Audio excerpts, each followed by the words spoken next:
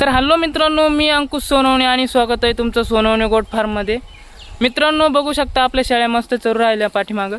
मित्रांनो, जे नवीन शेळी पालक आहे किंवा ज्यांच्याकडे शेळ्या आहे आधीच आणि शेळी पालन सुरू करायचं आहे, अशा मित्रांनो आपण शेळी पालनावर चांगले व्हिडिओ बनवत असतो। आणि मित्रांनो, व्हिडिओमध्ये सांगितलेले जे जे औषध आहे ते स्वतः मी माझ्या फार्मवर आणतो आणि आपल्या पिल्लांना पाजतो।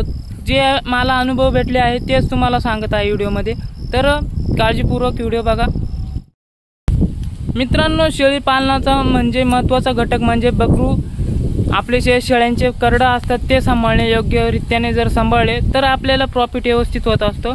आणि मित्रांनो, व्हिडिओमध्ये हे सांगणार आहे की आपले बकरं करडे आणि पिल्ले शेळ्यांचे ते कसे नियोजन केले पाहिजे आणि त्यांचे वजन वाढ आणि मरतूक कमी कशी केली पाहिजे, तर या व्हिडिओमध्ये तेच सांगणार आहे आजच्या व्हिडिओमध्ये। तर व्हिडिओ पूर्ण बघा। मित्रांनो, जे शेळीचे आपलं करडे असतात ते कमजोर असतात आणि तुमच्या फार्मवर जर जास्त करडे मरतूक होत असेल किंवा शेळ्यांचे बकरांचे वजन वाढत नसेल आणि करडे जास्त करून लवकर ग्रोथ घेत नसेल तर अशासाठी काय केलं पाहिजे। तर मित्रांनो, करडू संगोपनासाठी पहिले तर आपल्याला शेळी जे गाभण काळात असतो त्या काळात त्यांना व्यवस्थित त्यांचं नियोजन केलं पाहिजे, त्यांना खुराक मेंटेन राहायला पाहिजे।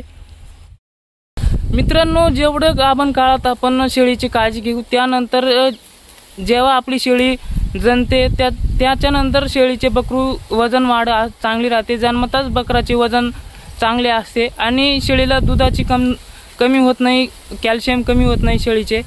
बरंच फार्म असं होतं की शेळी जाणल्यानंतर खूपच कमजोर होऊन जाते आणि शेळीला दूध कमी पडतं। अशामुळे याचं कारण काय का गाभण काळात तिचं व्यवस्थित नियोजन झाले नसते, तर त्याच्यासाठी गाभण काळात शेळीचे व्यवस्थित नियोजन झाले पाहिजे। मित्रांनो, भरपूर शेळी बांधवांचे असं होतं की शेळी जाणल्यानंतर 5-6 दिवसात 4-5 बकरं मरून जातात आणि अशाने खूप मोठा लॉस होतो। जेणेकरून बकरं मेले नाही पाहिजे, अशासाठी काय केलं पाहिजे मित्रांनो, जेव्हा आपले बकरं 1-2 दिवसाचे झाल्यानंतर त्यांना दूध पाजण्याची काळजी घेतली पाहिजे। मित्रांनो, कमी प्रमाणात म्हणजे लय जास्त बी नाही लय कमी बी नाही अशा प्रमाणात बकराला दूध पाजले पाहिजे। आणि एखाद्या बकराला जास्तच झालं दूध तर त्याच्यासाठी पिंकू ग्राईप वॉटर हे आपल्या फार्मवर लगभग 10 दिवसाच्या बकऱ्यांपर्यंत पाजलं पाहिजे। त्याने त्यांची भूक शक्ती वाढली जाते, पचन शक्ती बी वाढली जाते आणि जे काही कमी राहते मिनरलची ते त्यानं भागून जाते। मित्रांनो, त्याच्याने पिंकू ग्राईप वॉटर हे आपण फार्मवर आणलंच पाहिजे, त्यासाठी हे एकदम योग्य आहे।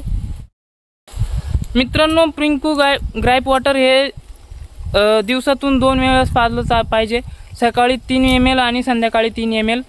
त्याच्यानंतर 10-15 दिवस हे पाजल्यानंतर बकरांना एकदम चकाकी येते, भूक शक्ती वाढते आणि दूध पाचण्यास मदत होते मित्रांनो त्याच्याशी। आणि ॲसिडोसिस जो नावाचा आजार आहे तो एकदम घातक असतो पिल्लांमध्ये, लहान करडांना भरपूर होत असतो। त्याच्याने बकरं पिल्ले आपले मरतूक पावतात, तो होत नाही सहसा करून। आणि त्याच्यानंतर 1-1.5 महिन्याचे जर पिल्ले झाले तुमचे तर माती चाटतात, परत आपल्या फार्मवर कुठे बी काही बी खातात, त्यामुळे बकरांना जंत जास्त होऊन जात असतात आणि जुलाब करतात सतत। जे बकरं सतत जुलाब करतात आणि आपण औषध उपचार करून बी ते जर नीट होत नसेल तर मित्रांनो, पहिल्यांदा त्यांची डिवॉर्मिंग केली पाहिजे। 3-4 दिवसानंतर ते डिवॉर्मिंग झाल्यानंतर जुलाब करतात भरपूर आणि ते जुलाबाद्वारे ते जे जंत असतात ते बाहेर पडतात। मित्रांनो, जंत बाहेर पडल्यानंतर बकरं एकदम निरोगी होऊन जातात आणि जे आपण चारलं गहू आपण जे बी खाद्य खुराक चारतो ते त्यांना अंगी लागतं। मित्रांनो, त्याच्यानंतर त्यांना ब्रुटॉन लिव्हर टॉनिक हे टॉनिक दिले पाहिजे, एकदम गरजेचे आहे। हे सतत 10 दिवस जर दिलं तर एकदम भारी ग्रोथ होती पिल्लांची। मित्रांनो, ब्रुटॉन पाजल्यानंतर सतत 10 दिवस पाजायचं असतं आणि 5 ml पाजायचं, सकाळ किंवा संध्याकाळी एक टाइम पाजू शकता सतत 10 दिवस।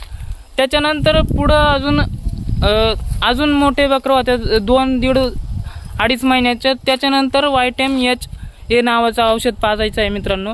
हे पण 5 ml 3 ml जर पाजलं तुमच्या बकराला चांगलं असतं हे भूक वाढीसाठी आणि एकदम तेलकट असं औषध असतं मित्रांनो। याच्याने काय होत असतं या औषधांनी मित्रांनो, बकरांची ग्रोथ चांगली होती, अंगावर चकाकी येते, वजन वाढीस चांगले होतात आणि खायला बी चांगले एकदम जोरात असे खात असतात भूक वाढ जास्त असल्यामुळे। आणि जास्त मित्रांनो असे नियोजन केल्यास तुमचे फार्मवर एकही कमजोर बकरू राहणार नाही आणि 3-4 महिन्यात तुमचे पिल्ले विक्रीसाठी येऊन जाईल। याच्याने काय होतं मित्रांनो, असे चांगले नियोजन जर ठेवले तुम्ही, खुराक चांगला आणि एकदम नियोजन एकदम व्यवस्थित ठेवले तर लवकरात लवकर तुमचे पिल्लं आपले विक्रीसाठी येतात मित्रांनो। अंगावर चांगले पिल्ले जर असले आणि वजन वाढ चांगली असेल तर त्यांना मुळीच चांगला भाव भेटत असतो, व्यापारी बी चांगल्या भावात त्यांना घेऊन जात असतात आणि जे कमजोर पिल्लं असतात त्यांना व्यापारी घेत नाहीत। त्याच्यामुळे असं नियोजन करा की आपले पिल्ले लवकरात लवकर ग्रोथ होईल आणि कमी टायमात जास्त ग्रोथ झाल्याने आपला फायदा असतो मित्रांनो। तर मित्रांनो व्हिडिओ कसा वाटला नक्की सांगा आणि तुम्हाला काय वाटतं, तुम्हाला कशाबद्दल अजून व्हिडिओ पाहायला आवडतील याची कमेंट नक्की करा मित्रांनो। चॅनलला सबस्क्राईब करून घ्या। तर भेटू दुसऱ्या व्हिडिओमध्ये।